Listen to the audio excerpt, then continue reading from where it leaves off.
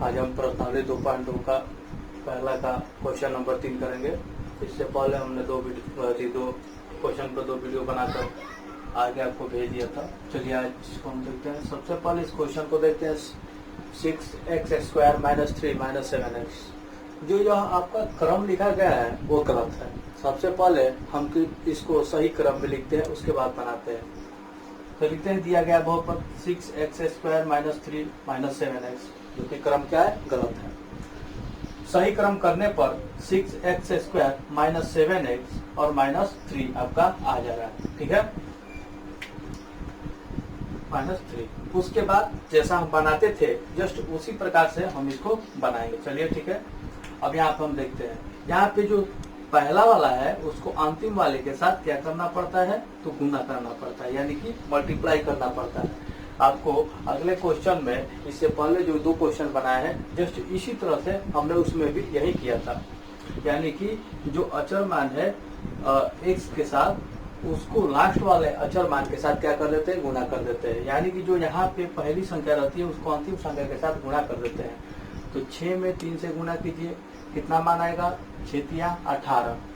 मैंने आपको ये भी बताया था कि जब आप इसको इसके साथ गुणा कीजिएगा और जो मान आपको आएगा उसका हम एलसीएम निकालते हैं। एलसीएम क्यों निकालते हैं, क्योंकि हमको बीच वाली जो संख्या है वो हमको मालूम करनी है, यानी कि पता करना है। तो 18 का एलसीएम निकालिए, तो 2 9 18, फिर 3 का 9, ठीक है।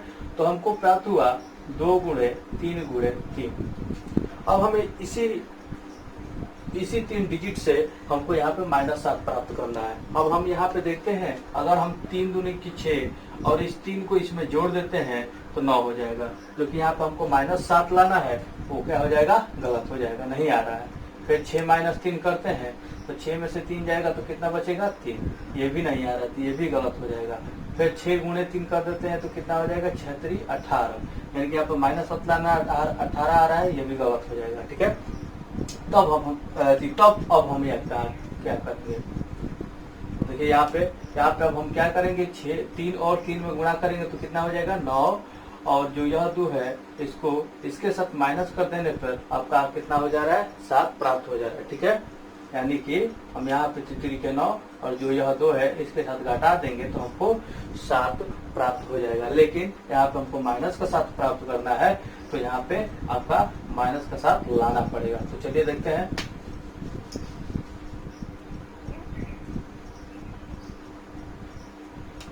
तो सबसे पहले यहाँ पे आपका मान आया हुआ था 9 और 2, इसको क्या करते हैं कि जैसा है वैसा ही उतार देते हैं, फिर माइनस।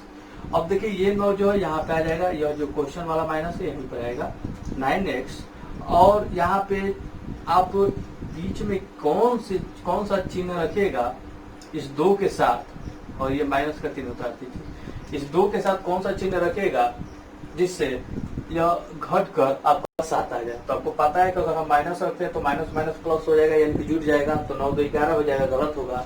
अगर हम यहाँ पे प्लस रखते हैं तो क्या हो जाएगा कि माइनस प्लस क्या हो जाएगा, माइनस हो जाएगा, और 9 में से 2 जाएगा तो 7 बचेगा, और दोनों में से बड़ी संख्या के पास माइनस है तो माइनस इसमें लग जाएगा। चलिए इसके बाद आगे प्रक्रिया देखते हैं।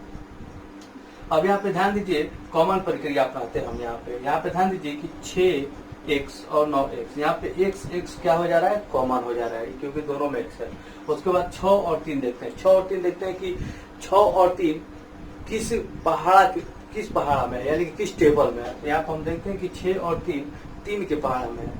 6 और 9 किसके पहाड़ा में है, तो 3 के पहाड़ा में है, अदर्स किसी के भी पहाड़ा में नहीं है। तो हम क्या करते हैं, यहाँ पे 3 को कॉमन कर लेते हैं और एक x को कॉमन कर लेते हैं। तो यहाँ पे देखिए कि एक 3 दूनी के, यानी कि अब 3 को इन दोनों से भाग देते हैं, तो 3 दूनी के 6, तो यहाँ पे आ गया 2, और 2x था, एक x यहाँ पे दे दिए तो एक x यहाँ पे बचेगा। फिर यह माइनस है, जैसा वैसा उतार दीजिए।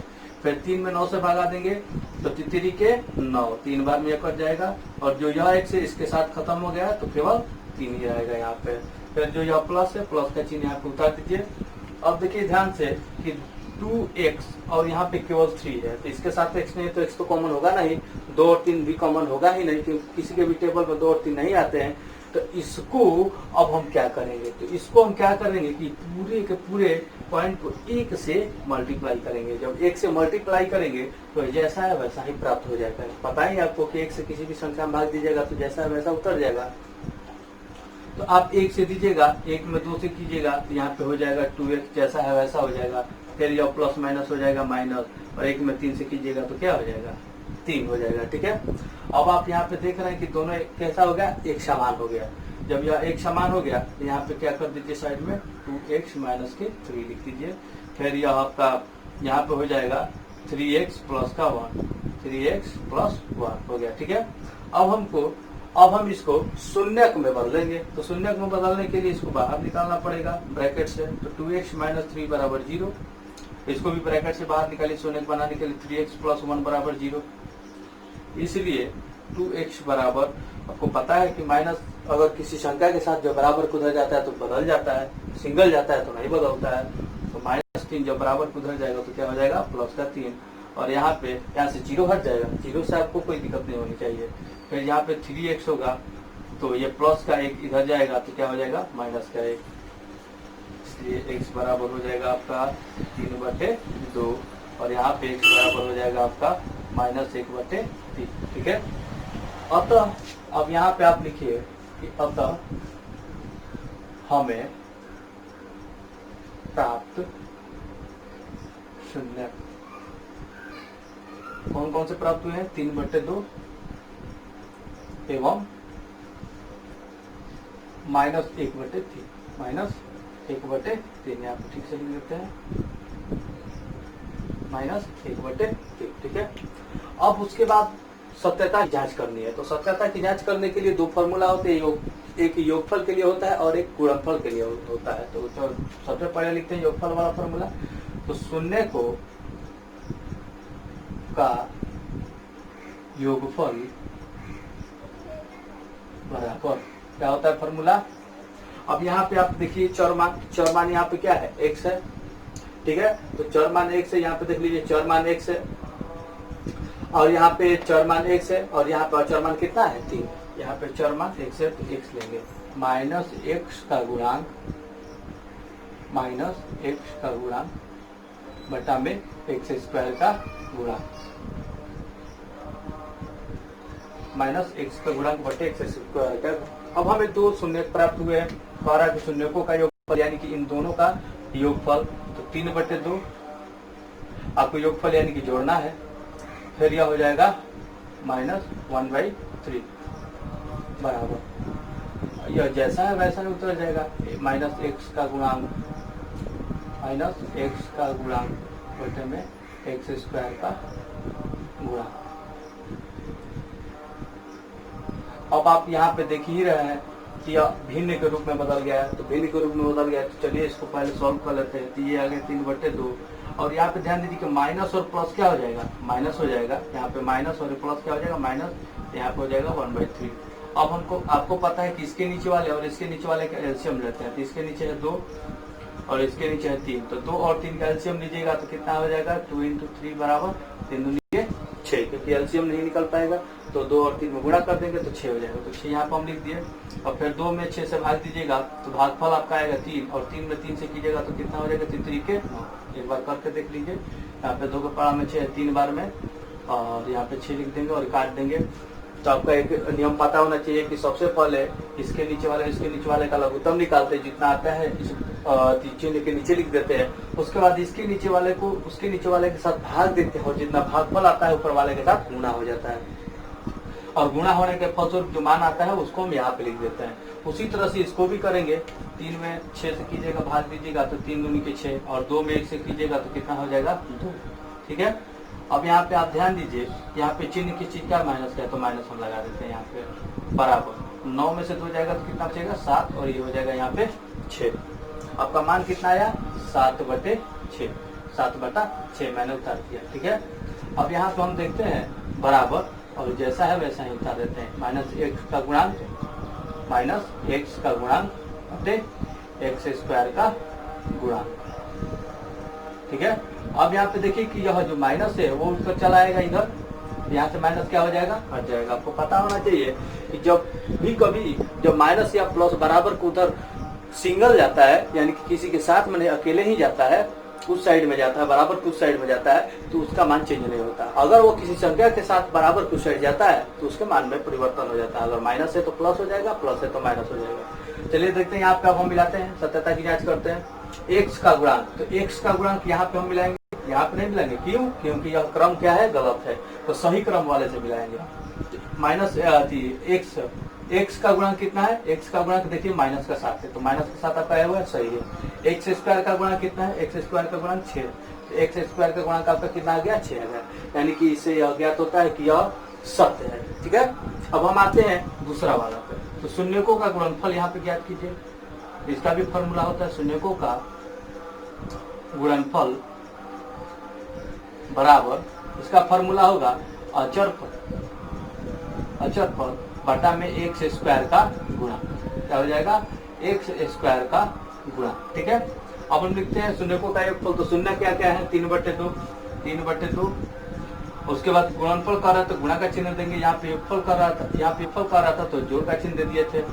फिर दूसरा क्या है? -1/3, तो -1/3 उतार दिया हम। ठीक है, अब हम यहाँ पे देखते हैं बराबर, यहाँ पे लिख देते हैं अचर पद बटे में एक्स स्क्वायर का गुणा। क्या हो गया? एक्स स्क्वायर का गुणा। ठीक है, अब यहाँ पे ध्यान दीजिए कि आपको पता ही ऊपर वाले के साथ नीचे वाले के साथ गुणा कर देता है। 3 में से कीजिएगा तो कितना हो जाएगा? -3, और 3 में 2 से कीजिए, 3 दूनी के 6 हो जाएगा। ठीक है, बराबर यहाँ पे हो जाएगा आपका जैसा है वैसा ही लिख दिया जाएगा, अचर पद बटे में एक्स स्क्वायर का गुणा। अब आप यहाँ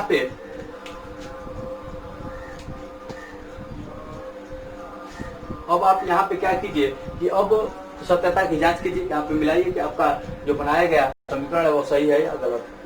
यहाँ पे अचर पद कितना है? -3 है, तो अचर पद देखिए यहाँ पे -3 है, तो आपका अचर पद कितना है? -3 है, सही है। फिर एक्स स्क्वायर का गुणांक कितना है? 6, तो एक्स स्क्वायर का गुणांक कितना है? 6। इससे यह ज्ञात होता है हमारा बनाया गया समीकरण क्या है? सही है। तो यहाँ पे लिख दीजिए, अतः सत्यता की जांच सफल हुई। अतः सत्यता की जांच सफल हुई। बस इससे आपका प्रश्नावली 2.2 का पहला का क्वेश्चन नंबर 3 बन के तैयार हो गया। ठीक है, अब हम क्या करते हैं कि आप लोग को होमवर्क देते हैं जो कि घर से करना है। होमवर्क उतार लीजिएगा।